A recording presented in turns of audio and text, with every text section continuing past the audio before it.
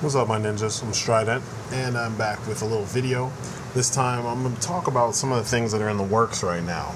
So as you know, I started up a Patreon account last month, and it was to a horrible charge-in. The video got some nice support in the comments section, but the actual Patreon site had one patron. So I'm going to shut that down. And that one patron is going to get a bunch of art. I'm going to send some stuff to you. Thank you for supporting.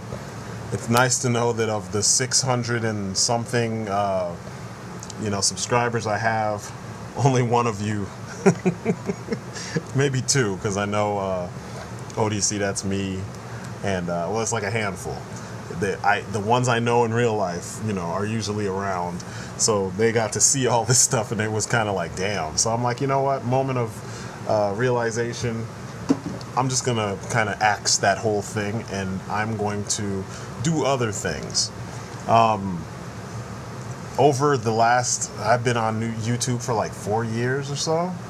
I've been approached by a couple companies, to sponsor my my videos, including, obviously I'm a partner with YouTube, but I've never actually monetized any videos.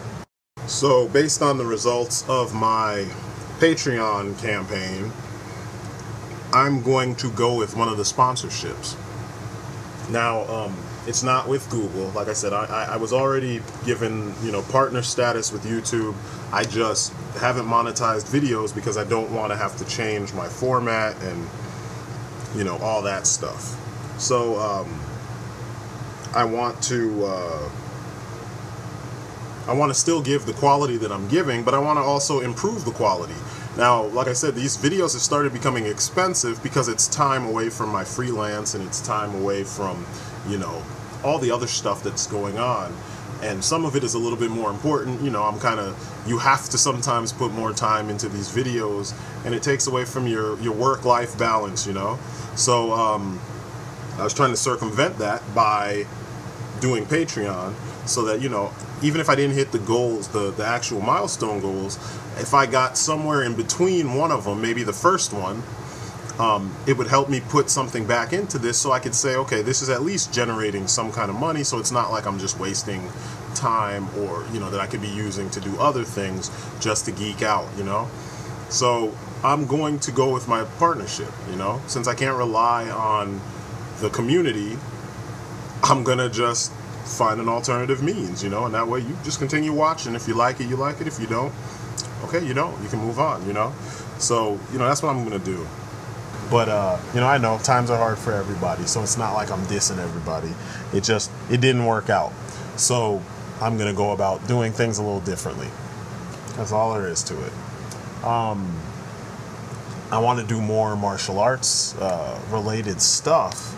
As far as videos go and whatnot. There was a point in time where me and a bunch of my friends were actually trying to get a channel started that was all martial arts, and not the way the Kick TV does it, and, Stars Edge or Action or whatever it is.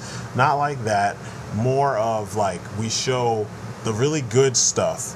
We highlight, choreography, the differences in choreography, and like we if possible, we would interview some of these greats that are still alive.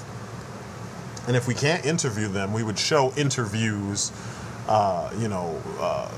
interviews that are part of, videos like Top Fighter and Deadliest Art and, the world's greatest fight scenes, that kind of stuff. We would actually show some of those, but like excerpts from those, but we would always focus on like the different eras, you know what I'm saying? We wouldn't dick ride Shaw Brothers because, to be completely honest, even though nostalgia-wise, they had a lot of, movies we all saw when we were kids, the choreography was not that great. It wasn't until Drunken Master and, Magnificent Butcher and all the way later, the Sammo Hungs and the Donnie Yen and the Yuen Wu Pings and the Corey Yuens and the, even Jackie himself. I don't think I said that already. But what I'm saying is there's a point where choreography actually went off, Bruce Lee even his choreography was so different from what was out at the time. It was so hard hitting. So anyway, we wanted to focus on those kind of things and explain to you guys, the watchers, you know, the viewers, the differences and why one takes precedence over the other, you know. What else? You know, I'm going to be doing more of that kind of stuff.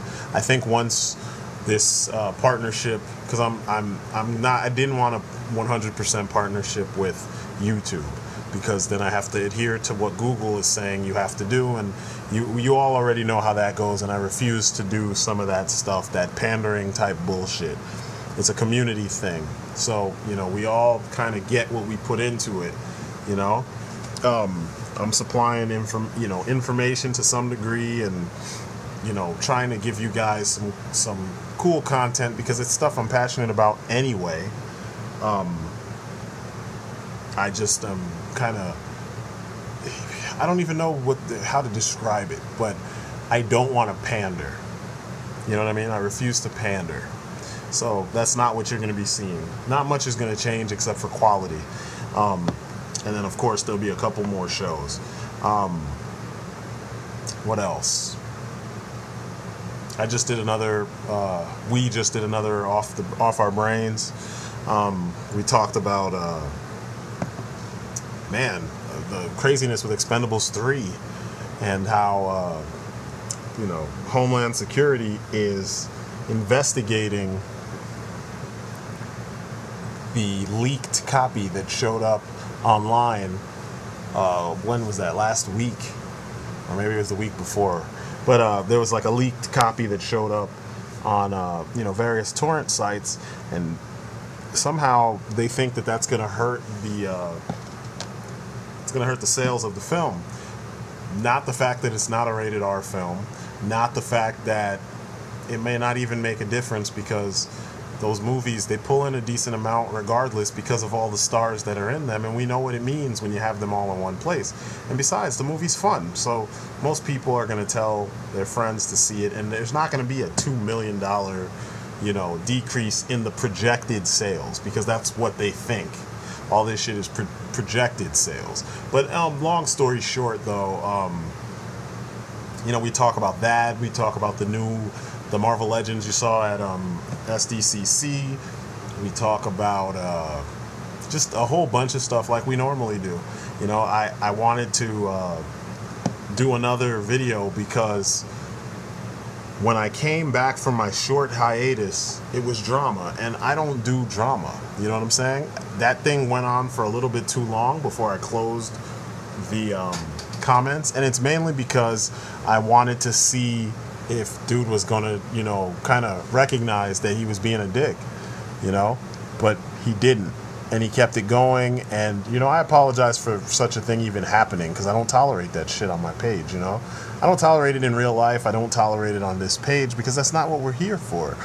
We know that there are racist, dumbass trolls out there. We don't need to give them a forum. You know what I'm saying? So I figured, you know what, I need to get my boys together, and we need to just geek out like we normally do. So that's what we do. So hopefully you guys will dig hearing that. Me and ODC, that's me, started we did a kind of a long discussion about collecting for beginners, where we kind of go over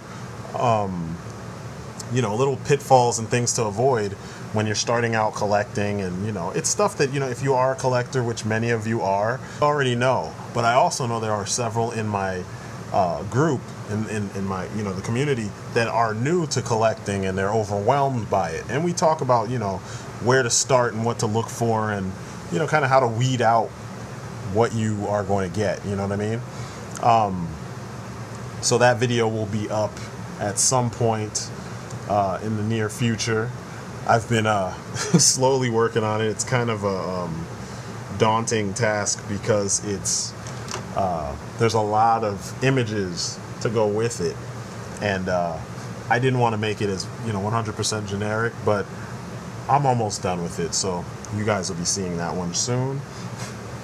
And I think that's really just about it.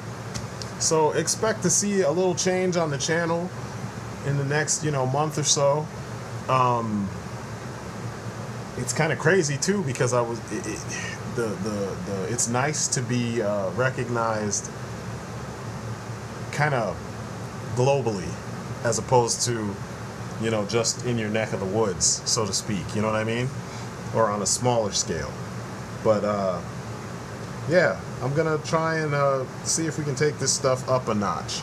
Oh, I'm still doing custom capes, and I'm going to drop the price. I'm gonna do those capes for about $12 a pop, and everything will stay the same. I'll still have the same contact information. You can still send your figure, hit me, PM me, and I will give you information on where to send whatever you want to send.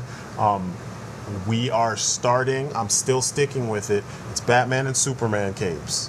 I've learned some other things, but first I want to see how many people actually want to, actually utilize the whole system and these new capes. They're better than the rubber capes, just pure and point blank. They're better. It's easier for you to put them in your poses. You don't have to worry about the cape weighing them down. It's just better, It drapes properly. You can have Batman, hunched over, because now they have so much articulation. You can have him hunched over and have the cape doing what it does. So $20 was too much. There's people buying Masters of the Universe heads for $30. The heads, just the heads, casts of the heads, for $30, but $20 was too much for the capes. So I'm gonna just chill out, and $12 is what I'm gonna do for the capes.